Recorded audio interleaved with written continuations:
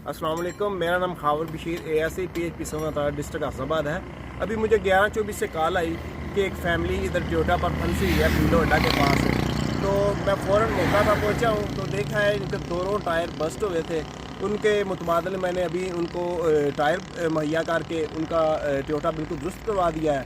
और मज़ीद डिटेल जो है ना मैडम रिजवाना जो कॉलर हैं वो आपको बताती हैं। अस्सलाम वालेकुम सर, हमने दोनों हमारे टायर फटे हुए थे। हमने कॉल की थी उनको, तो उन्होंने आके हमारे टायर भी चेंज किया है, जल्दी से जल्दी हमारी हिफाजत भी की है और हमें हेल्प की है, बाइज़्ज़त हमें बरी कर है। आपके पेट्रोलिंग पुलिस के बारे में क्या तासुरात हैं?